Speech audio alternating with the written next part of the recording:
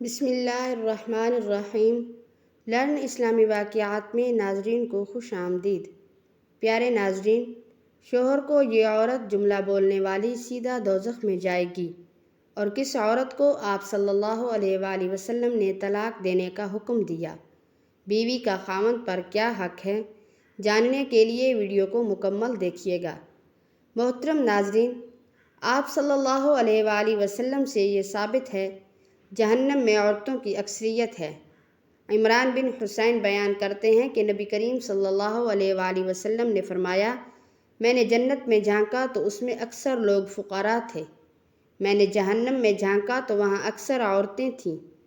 سیدنا انس بن مالک رضی اللہ تعالیٰ عنہ سے روایت ہے کہ نبی کریم صلی اللہ علیہ وآلہ وسلم نے فرمایا، کسی بشر کے لیے اجازت نہیں کہ وہ دوسرے بشر کو سجدہ کرے۔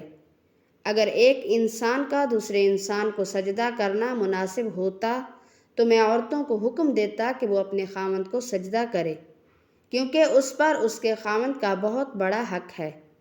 اس ذات کی قسم جس کے قبضے میں میری جان ہے، اگر خاوند کو پاؤں سے لے کر سر کی مانگ تک پھوڑے نکل آئیں اور اس سے لہو اور پیپ بہنا شروع ہو جائے، اور اس کی بیوی اگر اس کو چاٹنا شروع کر دے تو پھر بھی وہ اپنے خاوند کا حق ادا نہیں کر سکے گی۔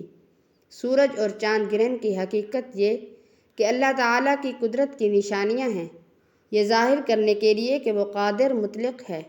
اللہ تعالیٰ سورج سے روشنی دیتا ہے اور چاند سے چاندنی دیتا ہے۔ اللہ تعالیٰ ان کو مانگ کرنے پر بھی قادر ہے۔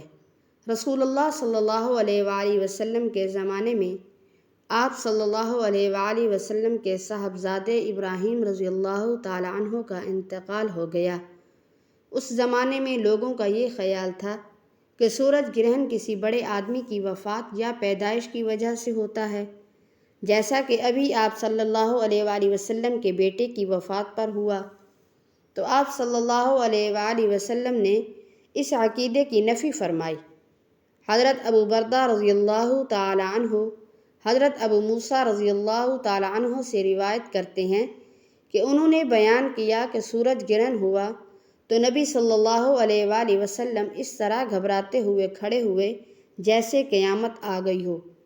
آپ صلی اللہ علیہ وآلہ وسلم مسجد میں آئے اور طویل ترین قیام اور رکوع اور سجود کے ساتھ نماز پڑھی کہ اس سے پہلے آپ صلی اللہ علیہ وآلہ وسلم کو ایسا کرتے ہوئے نہیں دیکھا تھا۔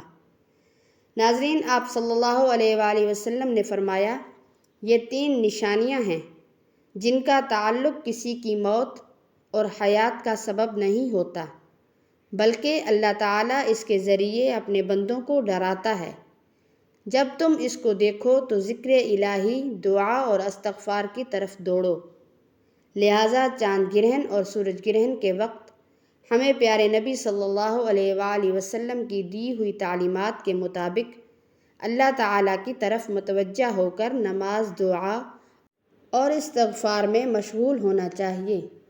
لوگوں نے کہا کہ اے اللہ کے رسول، ہم نے آپ کو دیکھا کہ آپ نے اپنے قیام کے دوران کسی چیز کو پکڑنے کی کوشش کی، پھر ہم نے دیکھا آپ پیچھے ہٹے۔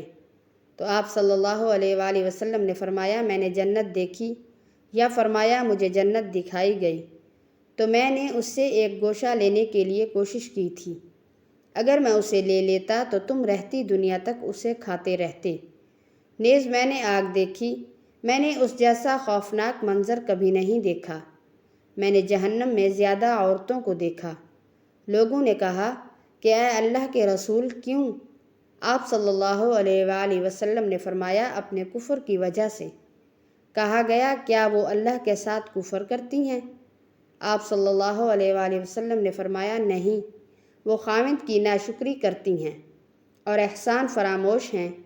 اگر تم ان میں سے کسی کے ساتھ ساری زندگی حسن سلوک کرتے رہو، پھر وہ تجھ سے کوئی ناگوار چیز دیکھے تو کہے گی، میں نے تجھ سے کبھی کوئی اچھا سلوک نہیں دیکھا۔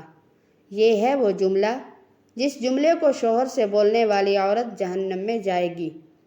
آپ صلی اللہ علیہ وآلہ وسلم نے کس عورت کو طلاق دینے کا حکم دیا؟ حدیث ملاحظہ فرمائیے۔ سیدنا لقیط بن صبرہ رضی اللہ تعالیٰ عنہ سے روایت ہے، وہ کہتے ہیں کہ میں نے کہا، اے اللہ کے رسول صلی اللہ علیہ وآلہ وسلم، میری ایک بیوی ہے، وہ بڑی زبان دراز ہے اور مجھے اذیت دیتی ہے۔ آپ صلی اللہ علیہ وآلہ وسلم نے فرمایا اسے طلاق دے دو۔ اس نے کہا میرا اس کے ساتھ پرانا ساتھ ہے، میری اولاد بھی ہے۔ آپ صلی اللہ علیہ وآلہ وسلم نے فرمایا پھر اسے روک لو اور اسے بھلائی کی تلقین کرتے رہو، اگر اس میں بھلائی قبول کرنے کی صلاحیت ہوئی تو وہ قبول کر لے گی۔ بہرحال تم نے اپنی بیوی کو اس طرح نہیں مارنا جیسے کہ لونڈی کو مارا جاتا ہے۔ حضور صلی اللہ علیہ وآلہ وسلم نے فرمایا اللہ اس شخص کے چہرے کو تر و تازہ رکھے جس نے کوئی حدیث سنی اور پھر آگے پہنچا دیا۔ دعا ہے کہ اللہ تعالیٰ میرا سنانا، آپ کا سننا اپنے بارگاہ الہی میں قبول اور منظور فرمائے۔ اللہ تعالیٰ ہم سب کو ہدایت نصیب عطا فرمائے، آمین ثم آمین۔ ناظرین، اللہ پاک کے 99 ناموں میں سے ایک نام کمنٹ باکس میں ضرور ٹائپ کر دیں۔